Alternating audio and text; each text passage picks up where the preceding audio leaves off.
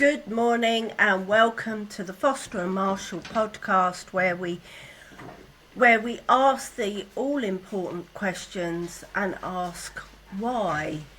And today's topic, kick-off topic, is data centres. Why do we need data centres? Why are they being built in areas of outstanding beauty? Why are we building them where they need huge, vast quantities of H2O, water, one of our most precious resources? And right now, in our current situation, we have all been told to limit the amount of times we flush our toilet. We can't use a hose pipe. We're asked to minimise how many showers we have.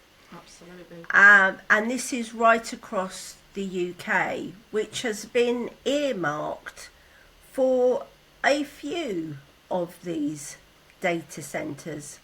And for myself, nobody asked me whether I wanted a data centre parked in an area of outstanding beauty. Down here in Devon, it's in North Devon, and it's Torrington that they've earmarked, and the good people of Torrington are campaigning like there's no tomorrow to have this stopped, and quite rightly so, because if you see where this is being built, then they have every good reason to stamp their little feet and say no.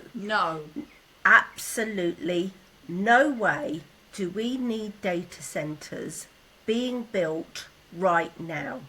We haven't got the provisions. I've been down to our local reservoir, which is running incredibly low. It's the lowest I've ever seen it. And speaking to some hard and fast locals, it's the lowest that they've ever seen it. So we actually understand why we've been told to reduce our water, and are actually dutifully complying, because we consider other people that live in our local community. So we absolutely need to understand the purpose of these data centres.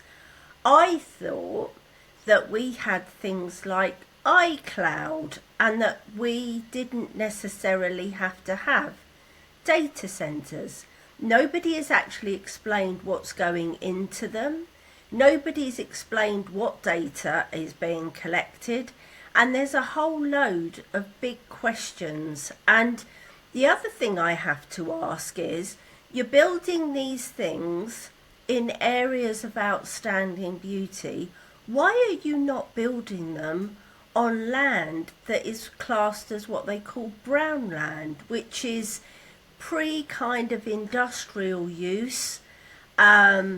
Wouldn't necessarily be where you'd want to put a housing estate, but would certainly be earmarked for future projects.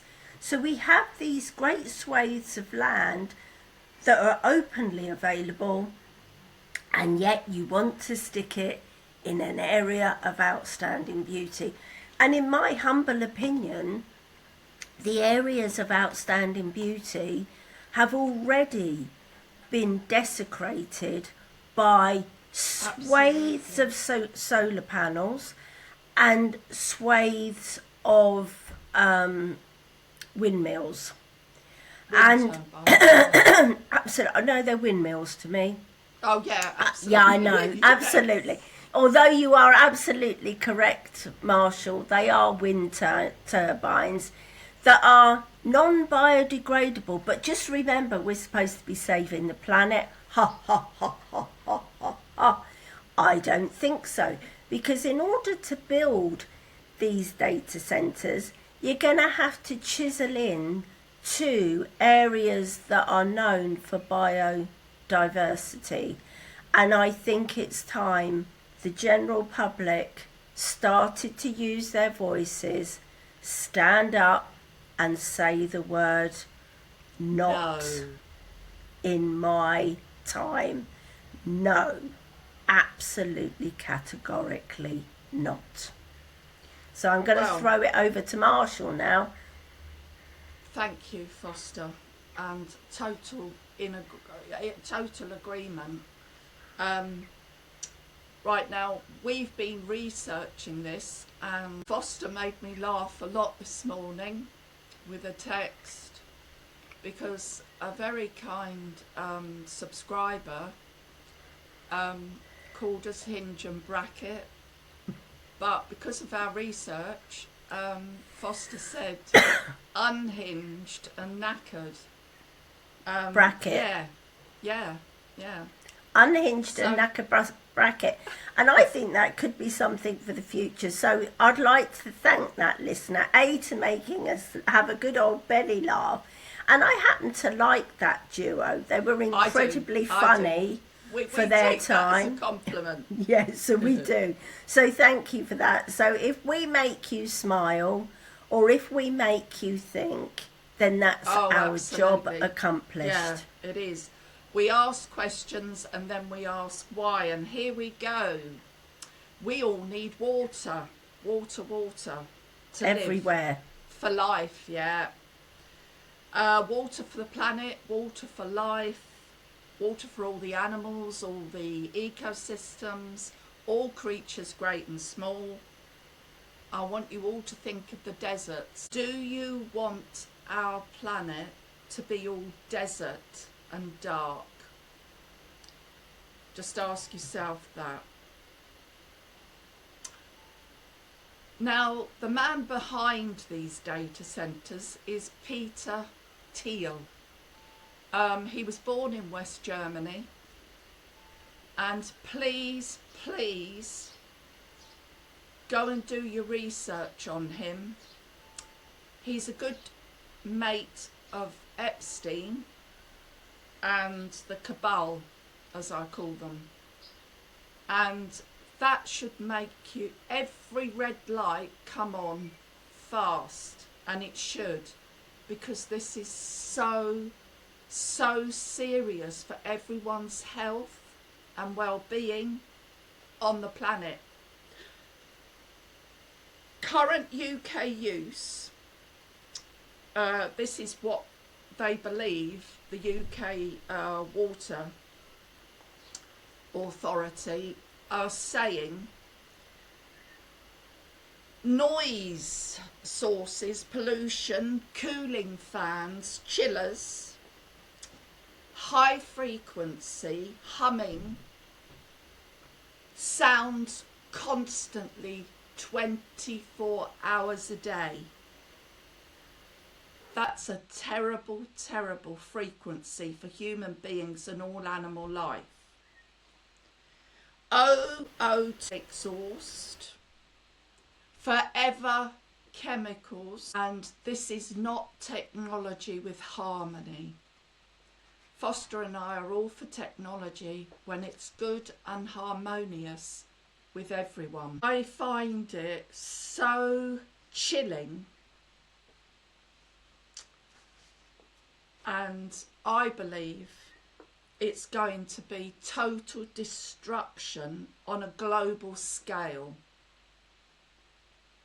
It will destroy ecosystems. They can use and will use 19 million litres of water a day, which they are going to take from our planet that is all beneath our feet. This is a fact. This is all the research. That alone is 50,000 homes worth. But that can go up. What this will do to communities is to destroy them. And then we ask, why? Why would you want this? And this is all for AI, mass control of humanity. Now, all you young people out there and everyone, I want you to think about your actual freedom, because we all have a moan about our life, or something we have a little moan about. But I want you to really seriously think about life and your freedom, because you won't have any. It will all be gone. And I know I speak for Foster and myself on this. To hear the birds in the morning, to go for a walk in nature, is just one of the most de-stressing, wonderful, life-giving, uplifting for everyone. Isn't it, Foster? I agree, Marshall, and I think when you listen to those figures, so I would really recommend that you play this back. When you listen to those figures, really let it sink in. I'm going to use a sort of term about let it absorb, because it's mind-boggling, but it is true, and it's fact. It is absolute fact. But these are where they kind of just glaze over. We're not really given the full, oh, it's just a data centre, you're all getting out of your prams and throwing your toys out for no reason. But this is about not just us in our latter life, but it's for every baby that's being born right now. It's their future. Because if we don't have trees, if we don't have green spaces, we don't have clean air, we have a polluted environment. And do not let anyone tell you that anything that anyone else, any scientist can do, it's not going to be the same as nature intended it to be. No, and not forgetting, look at what's happening to Fauci. Look at how he pushed the vaccines. And now look, thank God the man's been found out. So here we go. We all saw the podiums of Whitty and Boris Johnson telling us we must have all these vaccines. And I'm going to park that one there. I want you to think about the push, how they push people into things. Right. Usage risks to humanity. This is fact. Unacceptable risk of humanity breaking every environment law. Gas turbines to power data centres. This is separate from the other 19 million litres. 700 million litres a day of water. 75 times more than the centres themselves. CO2 emissions per year, and wait for it. And what are we all being told? We've all got to no emissions, electric cars pushed. Now, 800, and we're carbon.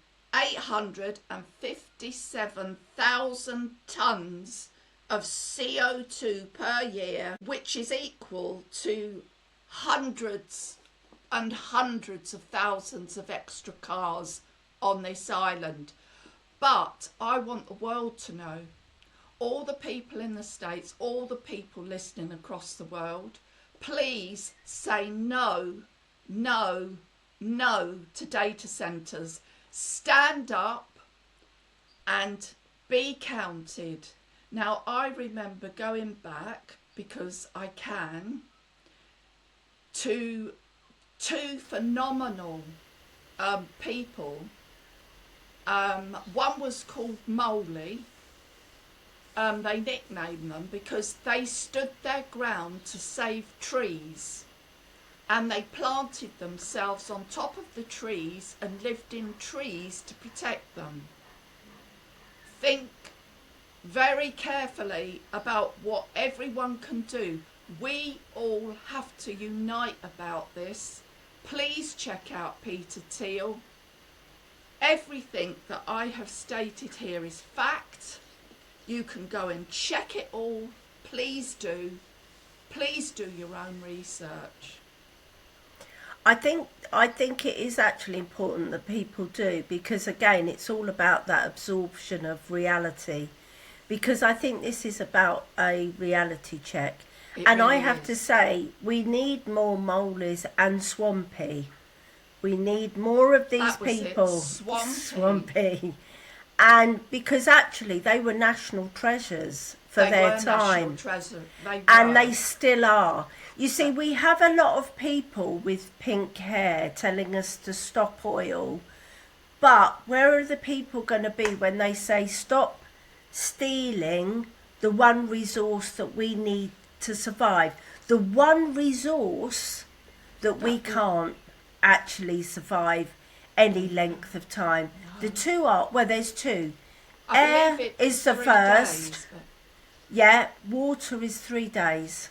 Food is about 3 weeks. You can improvise with food.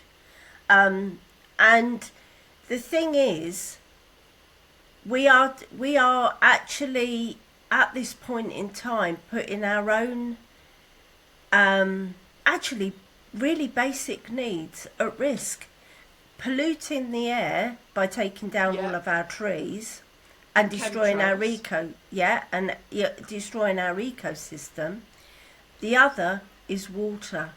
And again, we've covered water time and time again in regards to what they're actually adding to it.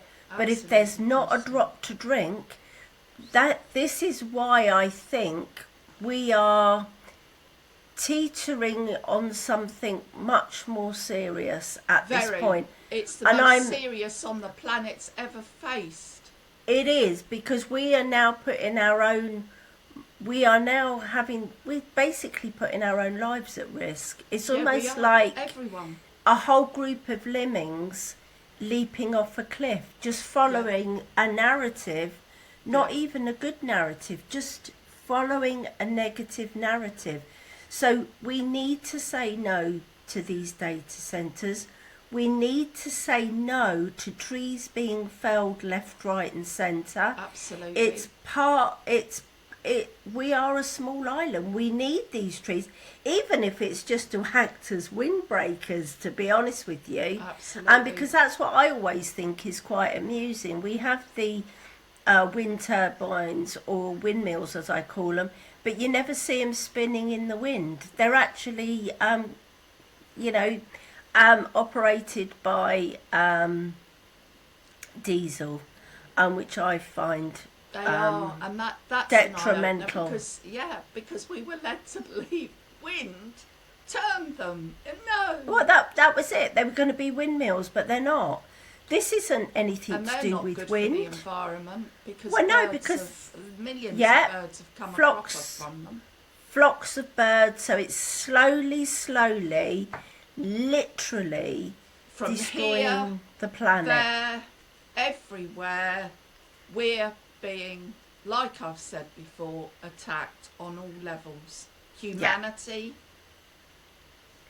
And as Foster said, carbon neutral. We're carbon. Yeah, just need to kind of get your head around that. It's something that you never actually want to think about, but when you're taking away all our natural resources or using them in a way that is detrimental to the people that actually exist on the planet, then you've kind of got to ask yourself why, which is what we're doing now. can somebody come up with a counter argument? Because right now I can't see one. There isn't one. I'd like them to, Foster. There isn't one. Because I would do battle with them. Absolutely. I can't put my hose pipe on, but you can use humongous amounts of litre a day. 90 of water. millions litre a day. And what was it? 700 million litres a day for the gas turbines. Yeah. Not even, and that they're giving off pollutions of their own. Absolutely. And Foster, the next thing that we have to speak about now, everything is like a tinderbox out here in our fields, everywhere.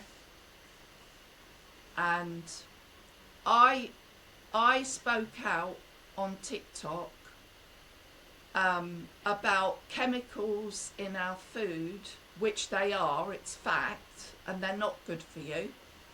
Unnecessary preservatives, colourings. Kind of need to look at your labels. That's really what we were talking about. Yeah.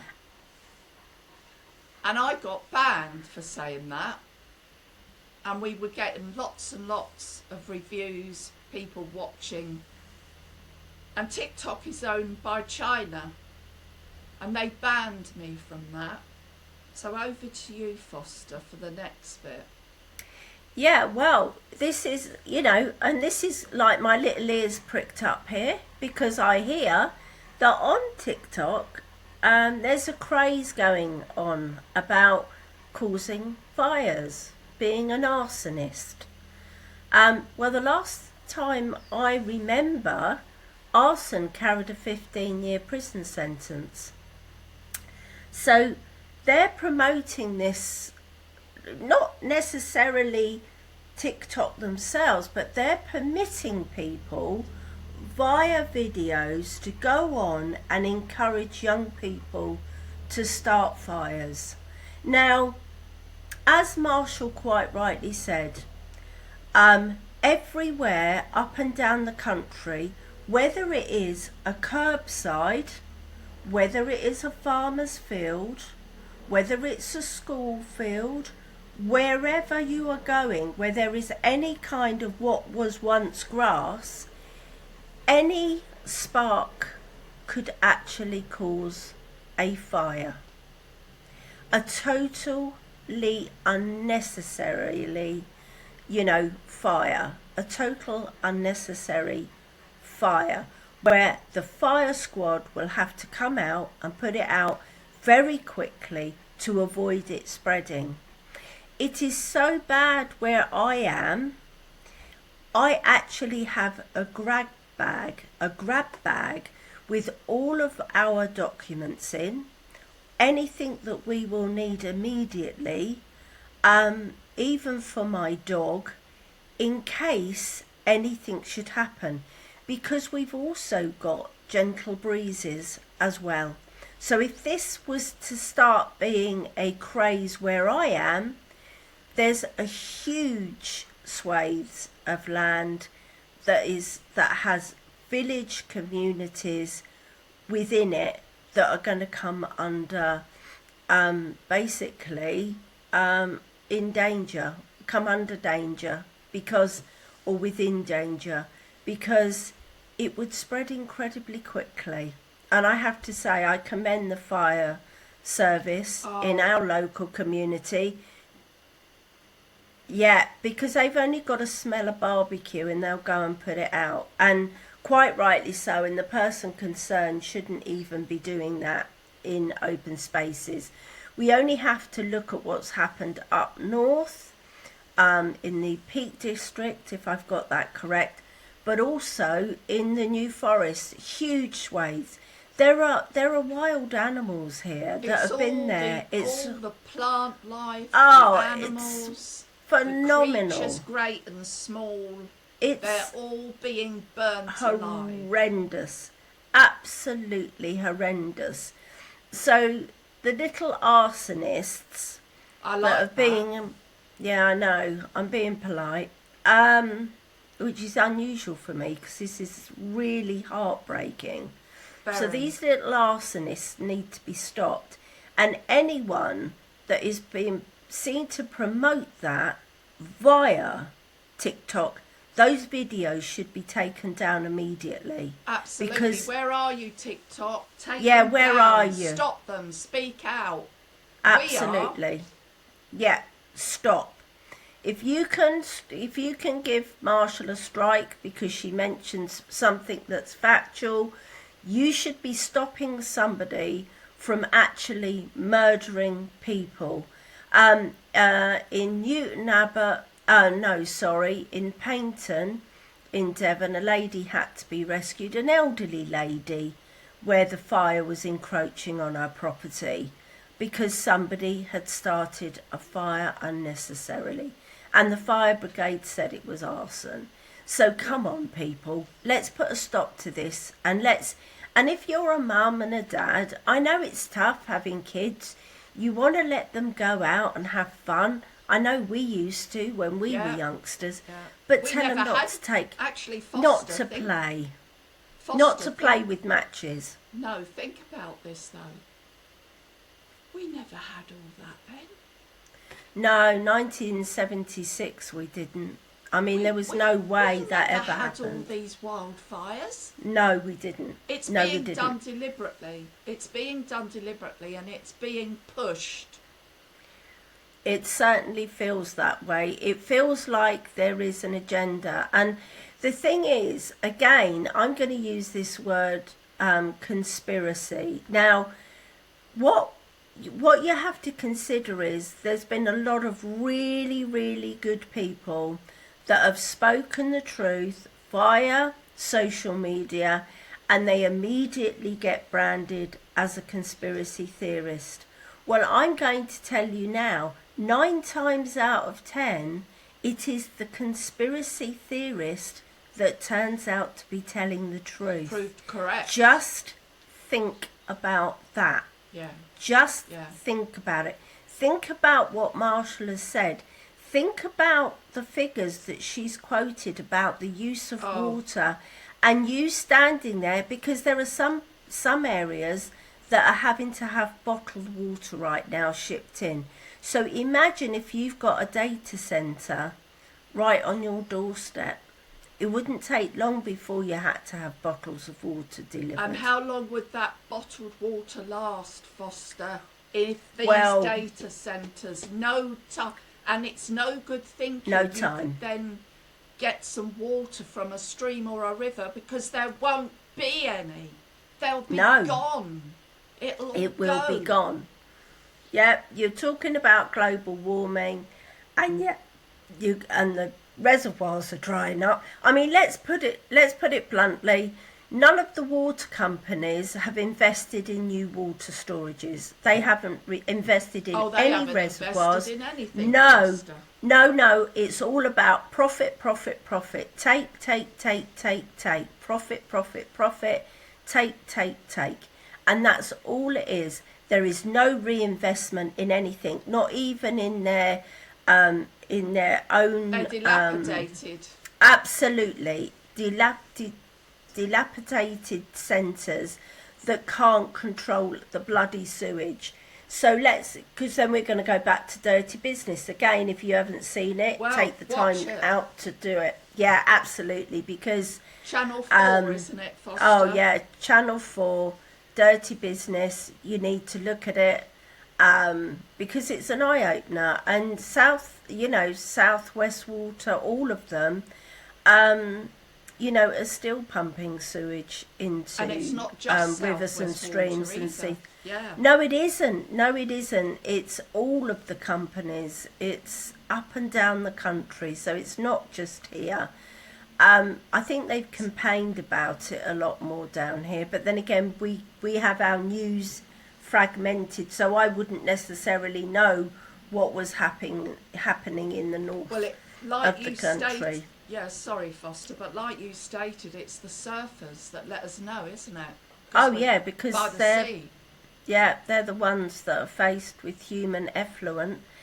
And speaking out, say I'm so thankful for the surfers, because you're speaking out, you're saying what is going on in the ocean. Absolutely. The shit that you're seeing, literally, for real. There's all sorts, isn't there? It's plastics. Absolutely. You've got Plastics. the rivers pumping, running through into the oceans, all the forever chemicals. And this is fact. This was on Panorama. Watch it. Forever Chemicals. Absolutely. It's another one. It's another great program, you know, where you actually really appreciate that there are journalists out there. There are still good journalists that want to uncover the truth. Yeah, and you know, it's great to see that. It's something that we are, you know, really grateful for. Very. I mean, one of the things that I know that Marshall and I really are passionate about water, because within our our careers, it's something that we would always be advising our clients: drink plenty of water. Absolutely, for the brain, Little for the did we, organs, all your absolutely, the whole of your body needs, you know, like we're saying, we can't survive any more than 3 days without water. Hence the beginning of, you know, this podcast, talking about the amount of volumes of water that the data centres are going to consume. Now, the thing is, it was a real eye-opener for us to watch both of those programmes, because I was ranting about dirty business and Marshall was going to me, but, you know, Foster, there's another programme, Panorama, Forever Chemicals. And I was like, you can't make this up. This is absolutely abysmal. It's a horror film, but real, happening to us all worldwide. Because Absolutely. all that is pumped out into the oceans. The polar bear's liver has been looked at, and it contains a concoction of toxic chemicals.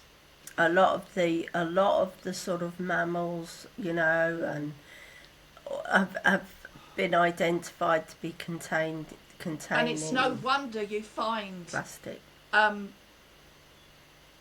Beached whales and dolphins. It all makes sense now. They're actually telling us something. That we're poisoning the seas. And we can't, they're actually, in this day and age, there are some great entrepreneurs that could be looking at ways of dealing with all of these things. And I think that, unfortunately, let's just say, the over manufacturing of plastics and wrapping everything in plastic beyond its life has just led to, you know, where do we put this stuff? What do we do with it? Well, I remember, on a lighter note, and I do want to end on a bit of a lighter note, there was a comedy show, and you may remember, Foster, and it was plastics, and it was a different colour for each object in your home to leave out. And the comedy was, they were going around pretending to be officials from the council. It was on TV. And they were, you know, you'd answer your door and look at them, and they were all suited and booted, you know, like we're going to be. And you'd answer your door and you might be thinking, oh, God, who the hell's this now, like me? I get frightened when there's a knock on the door.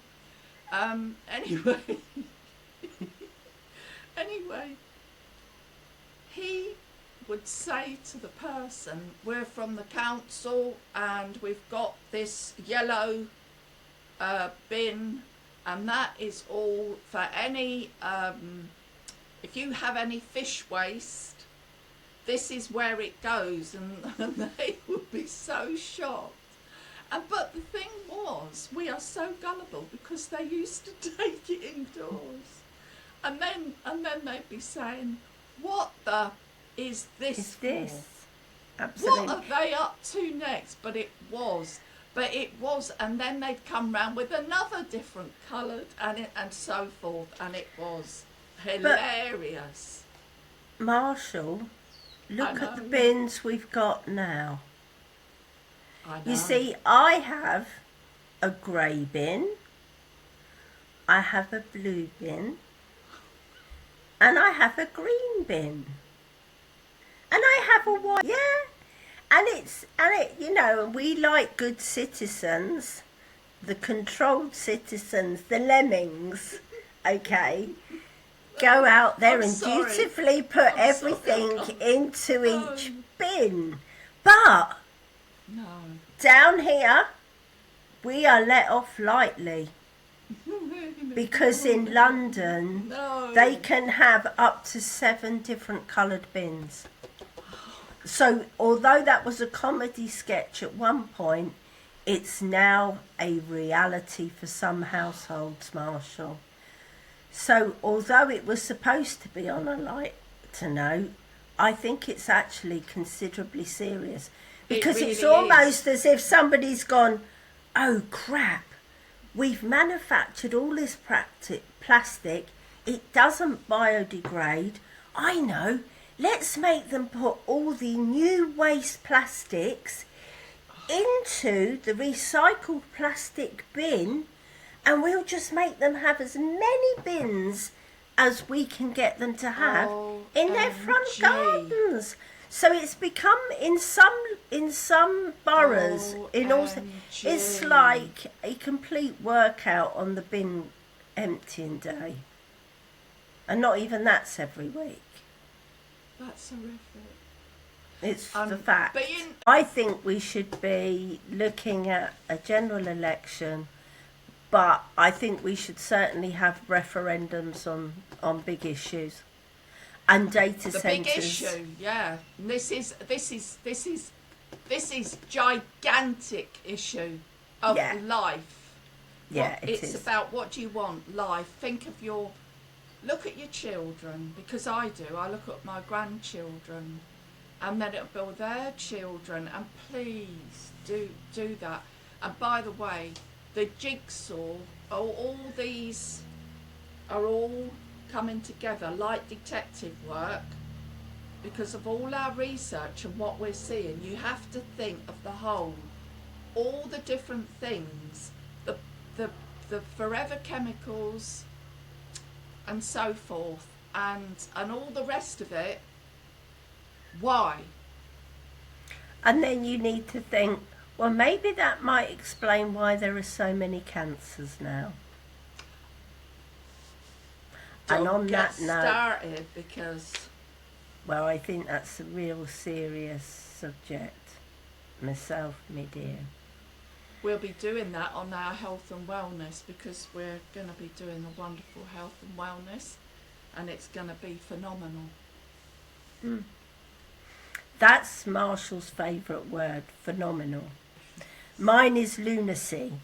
I like, and balderdash actually, although I have refrained from saying balderdash. Balderdash is mine. Bring it back, Foster. I know, I think we need that, and there's plenty of balderdash out there, isn't there, really? Oh. Absolutely. Horrendous, that's another one of my favourite words, absolutely. But I think this has been a phenomenal podcast from Unhinged and Knackered Bracket. Bye for now, and thank you all our subscribers. Yeah, please don't forget, like and subscribe if you want more of this. Bye. Bye. Bye.